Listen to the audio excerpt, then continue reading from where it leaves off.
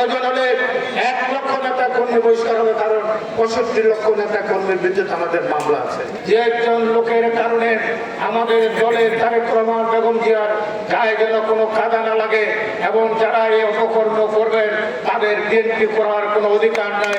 তাদেরকে বিএনপি থেকে যেখানে যে অবস্থা থাকে যত বড় নেতা তাকে বহিষ্কার করে দেওয়া হবে। আমার বাবার রাজ 32 নম্বরের সিঁড়িতে পড়ে রইল, আপনারা কেউ উঁকি দিয়েও দেখলেন না, কেউ একটু ঢাকা শহরে কোনো একটা আওয়ামী লীগের লোক রাস্তায় বের হলো না, বরঞ্চ ঢাকা শহরে সেদিন মিষ্টির দোকান খালি হয়ে গেছিল, মানুষ আনন্দ মিছিল করেছে।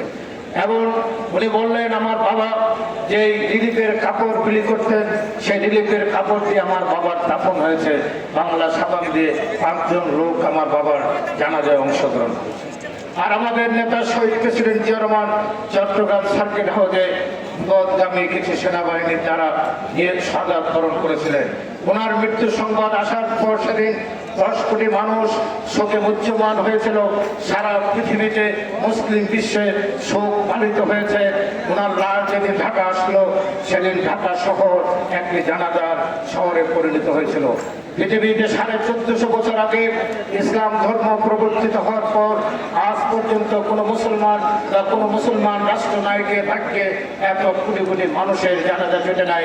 এই জানাজার মধ্যে দিয়ে প্রমাণিত হয়েছেন উনি একজন শ্রেষ্ঠ রাষ্ট্রনায়ক ছিলেন, একজন খাঁটি দেশপ্রেমিক ছিলেন, একজন খাঁটি আল্লাহর ওলি ছিলেন, একজন মুমিন মুসলমান ছিলেন।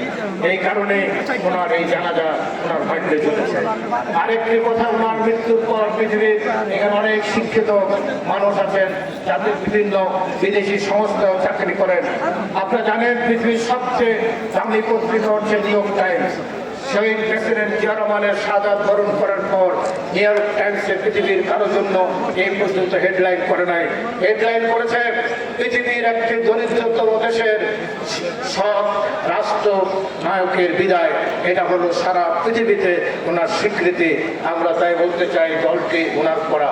এই দলটি আজকে আমরা 17 বছর অপেক্ষা করেছি, আর 3-4টি মাস 5টি মাস অপেক্ষা করেন। যে একজন লোকের কারণে আমাদের দলের তারেক রহমান বেগম জিয়ার গায়ে যেন কোনো কাদা না লাগে এবং যারা এই অপকর্ম করবেন তাদের বিএনপি করার কোনো অধিকার নাই। তাদেরকে বিএনপি থেকে যেখানে যে অবস্থা থাকে যত বড় নেতা তাকে বহিষ্কার করে দেওয়া হবে। এই পর্যন্ত 1800 নেতা কর্মীকে আমরা বহিষ্কার করেছি। প্রয়োজন হলে 1 লক্ষ নেতা কর্মী বহিষ্কার হবে, কারণ 65 লক্ষ নেতা কর্মীর বিরুদ্ধে আমাদের মামলা আছে। 5-6 কোটি মানুষ এদেশে সরাসরি ভাবে বিএনপি করে, 18 কোটি মানুষ বিএনপি পরিবারের সদস্য।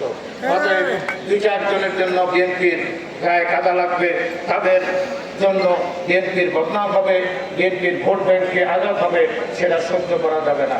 তাই আমি আমার বক্তব্য আর বাড়াবো না, এখানে শেষ করছি। খোদা হাফেজ। বাংলাদেশ জিন্দাবাদ।